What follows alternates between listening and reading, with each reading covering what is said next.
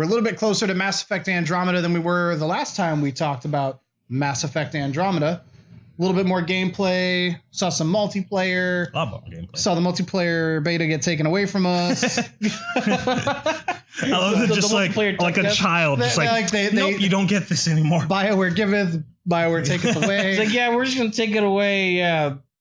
All right, cool. We'll move on. Red Hot Chili Peppers. Yeah, that's it. It's like, here's enough. Like, that's not a thing. In any event, Mass Effect Andromeda is actually starting to get a little bit more airplay here. And this is coming from a big Mass Effect fan. Same.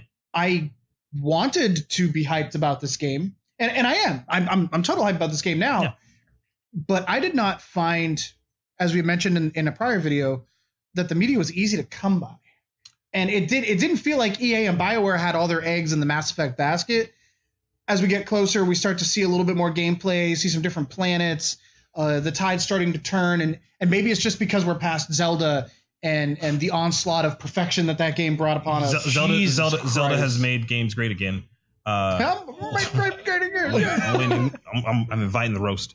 Yeah, well, I have something to say about Zelda in a later video as well. But no, like, I don't think it was necessarily they didn't have all their like eggs in the basket on Mass Effect. I think it was more so of like they knew what Mass Effect was. Yeah. They knew what Andromeda is. Yeah. And they not so much wanted to make a separation. Sure. But they didn't want people to judge Andromeda on Mass Effect 3. That's what I think they were afraid of. Which sucks to me because Mass Effect 3 was a good game. It was. I loved it. Didn't mind the ending. We got some roast session, little fucking Comedy Central in the comments, and there were some people that are still upset about that ending. And like, I totally get it. Like, that was your universe. I totally understand.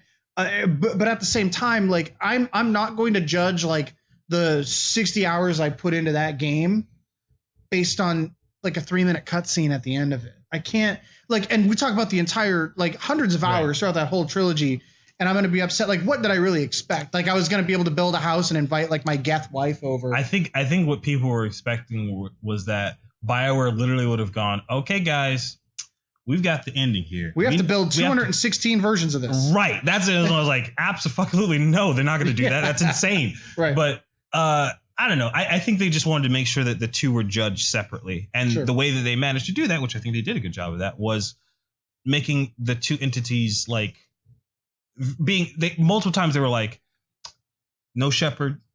Yeah. This is two brand new different characters, two new characters, new story. It's a whole other universe. It's in a whole other system. Like, so like they were very much really trying to keep them apart, which is cool. And like the Mass Effect staples are there, like the species and, you know, traveling and a Normandy like ship. There could be new species that we don't know about, which would be cool. Well, I mean, I wanted to say this, like, people know that I haven't played the Mass Effect games, but this game looks incredible. Like, even though they did cancel out the multiplayer tech test that they were going to do at PAX East, you said, this year. Yeah.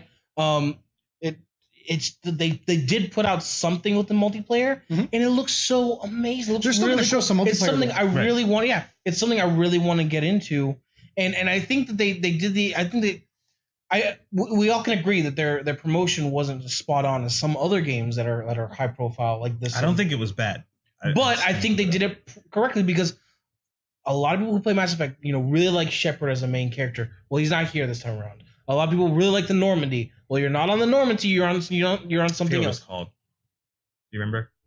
Shit, I forgot. I keep getting stuck on the Shepard thing. Like, you were Shepard. Yeah, like Shepard wasn't meant to be a character. Like, you're an avatar. That's you. You could make it whatever you wanted to look like. Yeah, but so I punch a reporter. Great. I think they did it accordingly. And like somebody made a comparison before. Was like they don't want to have too much hype like No Man's Sky. So they wanted to temper expectations. Yeah, they wanted to temper it, so they tempered the promotional down. And not only that, for some reason this spring has been chock full of just incredible games. Year. One after another. Like, it's crazy. Last year people said it was good for gaming. This year is insane. Already, and we're in March, and we've seen Horizon, March. Ghost Recon, Zelda. Yeah. But I think that For Honor people, even though For Honor is met, but it's. I'm looking at the projected couple, like even April. Yeah. Mass Effect's bringing up the rear of that though. I don't know if that factors into how they were marketing. It was a very heavy like February and March. Well, right. So like in April for me, I'm just thinking the only game I'm going to be buying in April really is ARMS. Yeah. I can't think of any other title that's coming out in April that I meant. Right. So you got to think it from their standpoint. If this is the last game of the year, it's as if you had like two performers go up and somebody was opening, the other person that closed. The closing act sucked. People are gonna say the show sucked. Right. So like it's putting up like a huge expectation for Mass Effect as it's the closing game of this season. This sequence. So it's like that could be really bad. Before, like part of your problem with some of the marketing was that there was no big moment. There was no wow factor. And I don't want it to come across as necessarily a moment. It was just there was no dude standing on stage just like, hey bros, I know we're gonna make a giant universe. It's gonna be awesome. It's PewDiePie here now. No, I apologize. It's not. I'm talking about No Man's Sky, where he's like, there's a galaxy. There's a galaxy. Now I'm gonna zoom the camera back. Look at all the galaxies. It's just like they didn't need to do any of that. They didn't need to, and I'm glad they didn't. I'm pretty sure that. Where Steve Jobs gets on the stage with the first iPhone. They go, "Where's the stylus?" And he goes, "This is the stylus." It's like there's no. I think there's a place for that. That's cool, but with a franchise that you're either I don't know if they're intending on making more Mass Effects after this one. Right. I'm sure based on the success they'll go ahead and see what happens. But if the intent is to be amazing. But if the intent is to make more Mass Effects after this one, it wouldn't make sense to say this is the best thing in the world and have it be like pretty subpar if it's meant to build. We are starting to see obviously a little bit more gameplay. We're seeing some of the RPG elements kind of come back into play. I don't know if you guys noticed in the original trilogy, it was sort of a downward slope in RPG to sort of like action-y playability, like action-y. Yeah. So where Mass Effect 2 kind of was very, very action-based game, and in 3 they sort of tried to reintroduce some of the like weapon customization elements and stuff like that. Now we're looking at Andromeda, and it looks like they're kind of taking it's like they've cherry-picked the best elements of the trilogy, and they're all in with this game. And we don't know if this is going to be a trilogy or like a multi-game story. Maybe it's not meant to be. I hope maybe it's not meant to be, but I mean, I would hope that it's successful enough that it is. I will say, as far as like the RPG versus action thing, I'm one of the few people in the world that actually fucking love Dragon Age 2, because Dragon Age 2 was the more actiony of the series, and Andromeda looks like the most action-packed Mass Effect that they've had. Like being able to move around and not just be kind of stuck to cover, because if you get out of cover, it's like you're just gonna get like blasted away. Like I love that. That's amazing. Like everything, like so far, everything gameplay wise that I've seen, I'm pretty stoked about.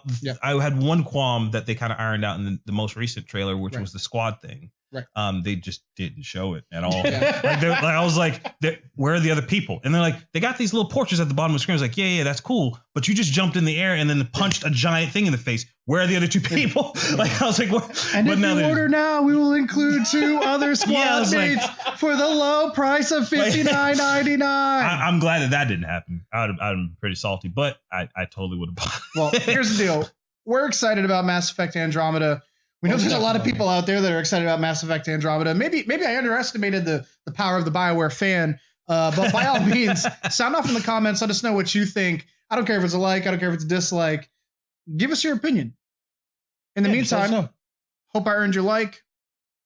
Hit that subscribe button. Come back and join us.